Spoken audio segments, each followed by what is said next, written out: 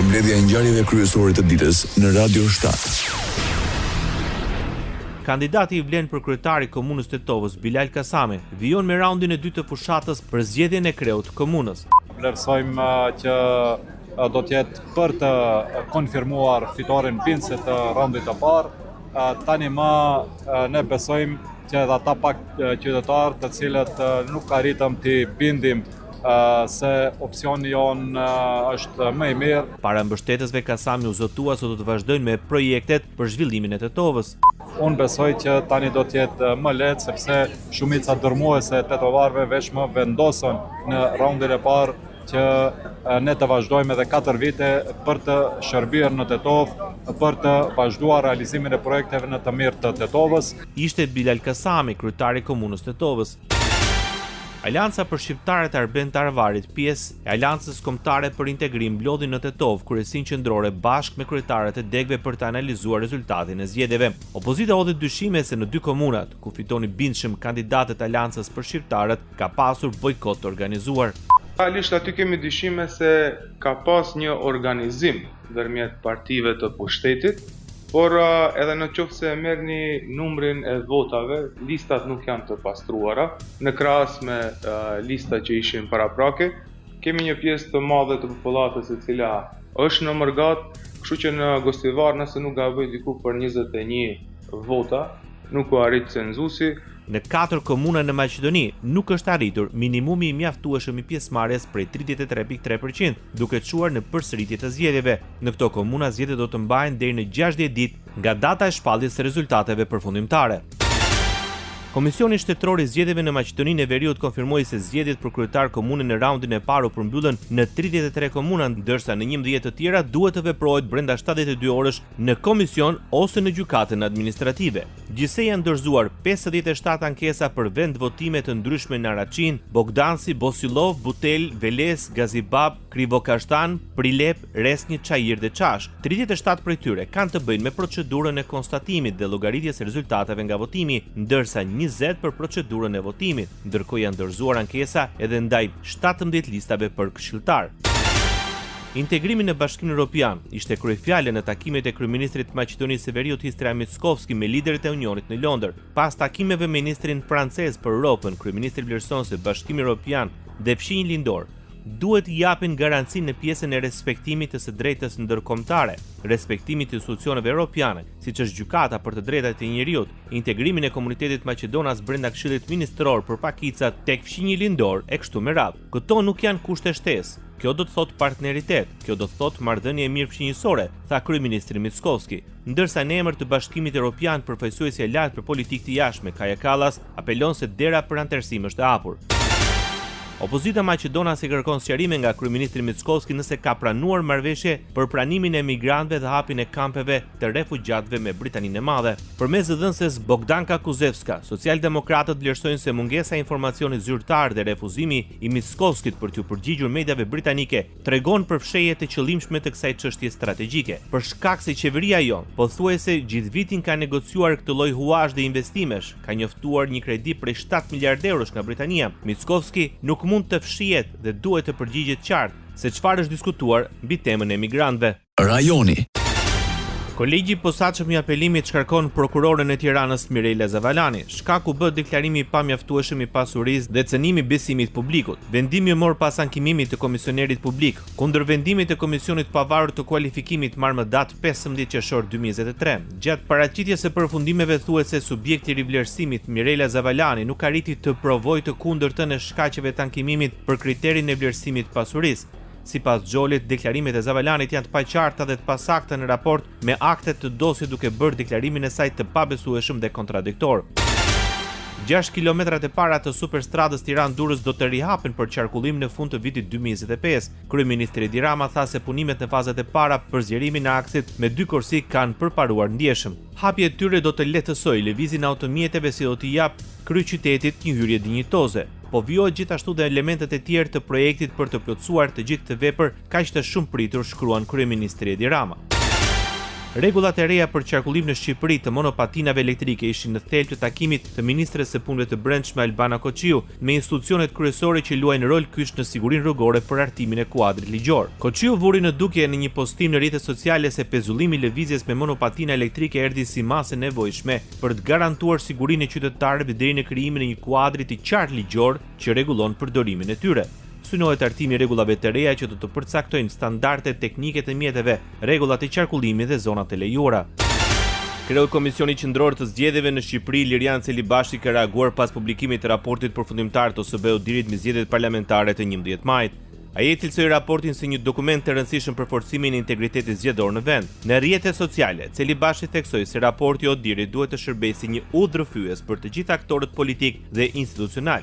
Duke u ndalur tek domosdoshmëria e reformës zgjedhore, Celibashi bëri thirrje për një angazhim konkret të forcave politike, sidomos të atyre parlamentare, për të përfunduar një reformë të thellë dhe domethënëse brenda një afati një vjeçar.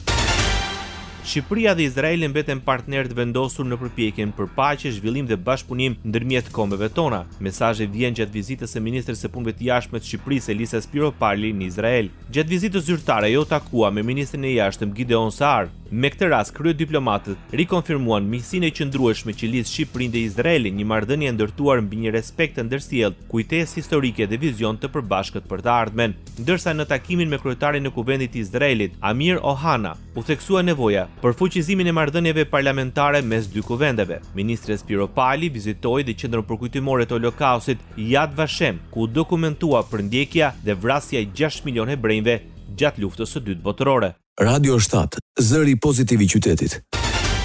Lidhja Demokratike e Kosovës dhe Partia Demokratike e Kosovës, dy partitë më të mëdha pas vetvendosjes, kanë bërë të qartë se nuk do të marrin hapa për të formuar një qeveri të re në rast se mandatari aktual, Albin Kurti, dështon në krijimin e shumicës së re parlamentare deri ditën e diel. Kryetari i LDK-s, Lumir Abdigjiku, në një emision televiziv e përshkroi situatën aktuale si një proces ku shumica nuk është e qartë dhe ku përpjekjet për të formuar qeverinë alternative janë të pamundura.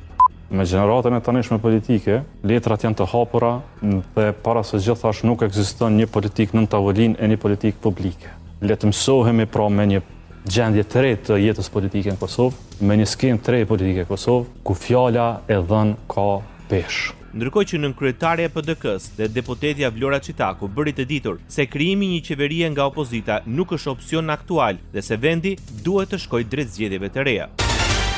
Emisari special i Bashkimit Evropian për dialogun Kosovë-Serbi Peter Sorensen vlerëson se normalizimi i marrëdhënieve me dy vendeve nuk është një rezultat i vetëm një takimi, por një procesi të vazhdueshëm që zhvillohet çdo ditë për të përmirësuar jetën e njerëzve.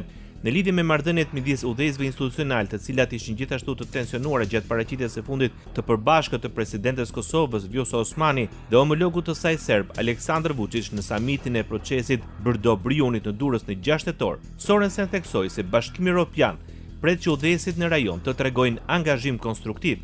Sorensen shtoi se dialogu i lehtësuar nga Bashkimi Evropian mbetet platforma për normalizimin e marrëdhënieve. Si për Kosovën, ashtu dhe për Serbinë, rruga e tyre drejt integrimit në Bashkimin Evropian varet prej tij, deklaroi Peter Sorensen.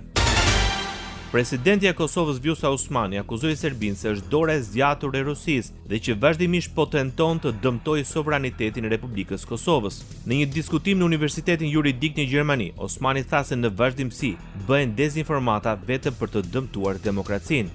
In our region, Serbia, Russia's proxy and main enabler, continuously tries to undermine Kosovo's sovereignty through destabilization, disinformation, and by supporting terrorist and criminal groups. The aim is to reverse the very verdict of history and to undo everything. Në rajonin ton, Serbia, dora e zgjatur e Rusisë, vazhdimisht përpiqet të dëmtojë sovranitetin e Kosovës përmes destabilizimit, dezinformimit dhe duke përkrahur grupe terroriste kriminale. Qëllimi është të kthehet pas verdikti i vet historisë për të zhbërë çdo gjë, apeloi presidenti Osmani. Përballja me Serbinë, sipas presidentes, vjen vetëm përmes aleancave me demokracitë. Kosovo will not be intimidated. We know how aggressors act like, what they can do, and what they will do if we do not stop them together. Ultimately, the answer to violence is rule of law. The answer to propaganda is truth. The answer to fear is courage, shared and renewed courage. Kosova nuk do të friksohet. E dim se si veprojnë agresorët, çfarë mund të bëjnë dhe çfarë do të bëjnë nëse nuk ja dalim ne së bashku. Përgjigjja e dhunës është sundimi së drejtës, përgjigjja ndaj propagandës është e vërteta, përgjigjja ndaj frikës është guximi i përbashkët dhe i ringjallur. And most importantly, the answer to aggressors disguised as peacemakers is to have strong alliances. Përgjigjja ndaj agresorit që maskohet si paqëbërës është të kesh aleanca të forta, tha ndër të tjera Vjosa Osmani. Presidenti serb Aleksandar Vučić paralajmëron se vetëm njohja e Kosovës e ndan antarësimin e vendit në Bashkimin Evropian. Në intervistë televizive, Vučić deklaroi se Serbia mund të antarësohet në BE para vitit 2030, por ka një tjetër çështje: Kosova. Ne nuk mund dhe nuk do ta pranojmë pavarësinë e Kosovës, u shpreh presidenti i Serbisë Aleksandar Vučić. Sipas tij, Serbia mbetet e rrezikuar politikisht nga situata gjeopolitike dhe se rreziku më i madh do të vinte nga një luftë e vërtetë midis Europës dhe Rusisë. Ai komentoi gjithashtu dhe protestat masive studentore që kanë tronditur vendin, teksa tha se po zhvillohet një luftë hibride.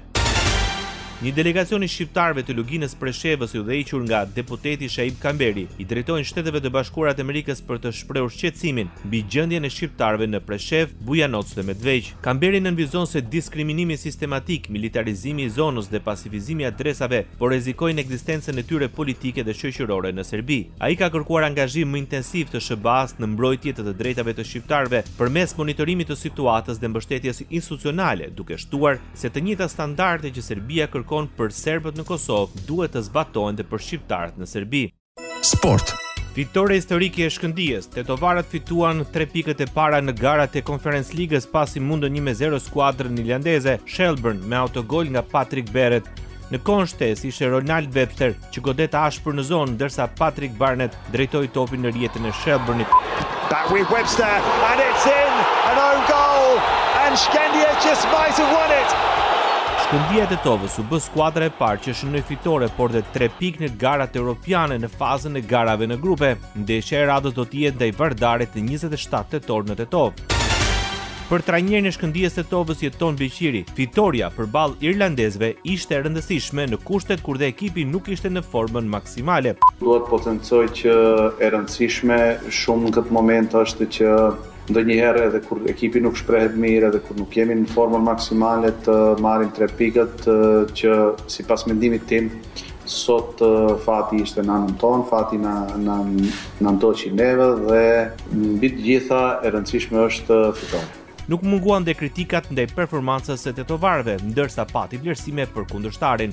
Kishi përballë një kundërshtar si ekipi Shelburne që meriton respekt maksimal për mendimin tim.